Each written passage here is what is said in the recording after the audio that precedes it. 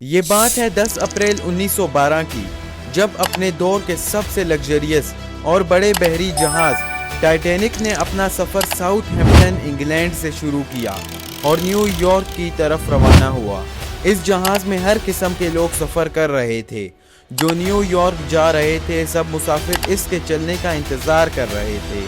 और इस जहाज़ के कैप्टन एडवर्ड जॉन स्मिथ, जिनकी उम्र 62 साल थी, और उस वक्त उस बड़े टाइटैनिक जहाज को बनाने की कॉस्ट आई थी $7.5 मिलियन, जो कि आज के हिसाब से तकरीबन $400 मिलियन से $500 मिलियन के बराबर हैं। और इस जहाज में 2224 लोग सफ़र कर रहे थे और इसकी फर्स्ट क्लास में तकरीबन 324 लोग सफ़र कर रहे थे और सेकंड क्लास में तकरीबन 284 लोग सफ़र कर रहे थे और थर्ड क्लास में तकरीबन 709 लोग सफ़र कर रहे थे।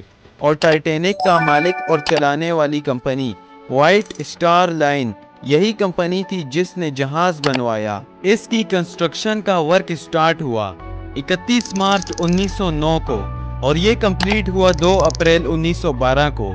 और इस जहाज़ को ऐसा बनाया गया था कि कैप्टन एडवर्ड जॉन स्मिथ ने कहा था कि ये जहाज़ अनसिंकेबल है, यानी कभी ना डूबने वाला जहाज़। टाइटैनिक 10 अप्रैल 1912 को अपने पहले सफ़र पर रवाना होता है। साउथहैम्पटन इंग्लैंड से न्यूयॉर्क के लिए निकलता है। जब ये सफ़र शुरू होता है तो अटलांटिक ओशन में कोई ख़तरा नहीं था। सारे लोग खुश और रिलैक्स थे। 12 अप्रैल को टाइटैनिक की आसपास की शिप्स ने आइसबर्ग की इंफॉर्मेशन भेजी, लेकिन एडवर्ड जॉन स्मिथ ने उन्हें इतना सीरियस ना लिया। 14 अप्रैल को दिन के दौरान आइसबर्ग फील्ड अहेड ने उनको वार्निंग्स भेजी और ख़बरदार किया।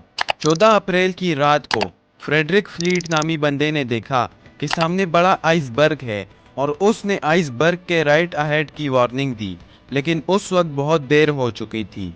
और उसी वक्त जिस बंदे को नीचे जहाज में खबर दी गई थी, उस बंदे ने जल्दी से जहाज को मोड़ा, लेकिन उस वक्त डिस्टेंस बहुत कम बच गया था और उसी वक्त जहाज बड़े से आइसबर्ग के साथ टकरा गया।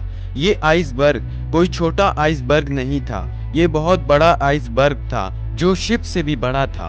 वो शिप के सामने वाले हिस्से से टकराया जिसे बो कहते हैं।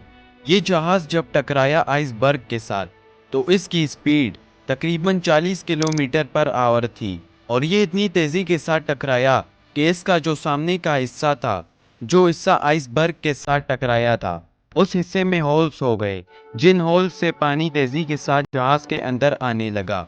टकराने के 20 मिनट बाद जहाज़ के जो कैप्टन होते हैं एडवर्ड जॉन स्मिथ, वो क्रू मेंबर्स को कहते हैं कि एक कॉल भेजो रेडियो पर, जो हमारे आसपास के जहाज़ होंगे वो शायद हमारी मदद करने आ जाएं और हमें बचा लें।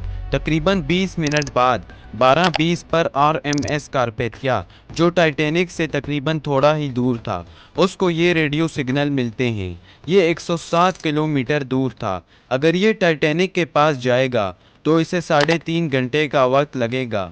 बाकी क्रू मेंबर्स रॉकेट्स जलाते हैं हवा में, इस उम्मीद में कि कोई उनकी मदद करने आ जाएगा और उनकी जान बच जाएगी। इस जहाज़ में तकरीबन 20 लाइफ बोट्स थी और जहाज़ के कैप्टन ऑर्डर देते हैं कि लाइफ बोट्स को नीचे पानी में उतारा जाए। औरतों और बच्चों को पहले लाइफ बोट्स में बिठाया जाएगा। आहिस्ता आहिस्ता टाइटैनिक में पानी भरता गया और जो जहाज़ में मुसाफिर थे उनको जल्दी जल्दी लाइफ बोट्स में बिठाया गया। हर लाइफ बोट की कैपेसिटी थी 65 से 70 और बिठाया गया जल्दी में हर लाइफ बोट में।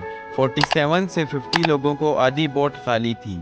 जब लोगों ने रियलाइज किया कि ये जहाज अब डूबने वाला है तो हलचल मच गई पूरे जहाज में और सारे लोग इधर उधर भागने लगे। इस जहाज को अनसिंकेबल माना जाता था और ये जहाज चंद घंटों में डूबने वाला था। हलचल इतनी ज्यादा मच गई कि लोग एक दूसरे से लड़ने लगे लाइफ बोट्स में बैठने के लिए। रात के 2 बजे के बाद टाइटैनिक 2 टुकड़ों में टूट गया। उस रात को बहुत ज़्यादा सर्दी थी और पानी का टेम्परेचर -2 सेल्सियस तक गिर गया था। बहुत से लोग जहाज़ के साथ पानी में डूब गए और जिनको तैरना आता था वो पानी में कूद गए और थोड़ी देर तैरने के बाद हाइपोथर्मिया की वजह से उनकी डेथ हो गई। और ये थी आज की हमारी वीडियो टाइटैनिक पर। कमेंट्स में ज़रूर बताइएगा कि आपको ये वीडियो कैसी लगी। Thanks for watching.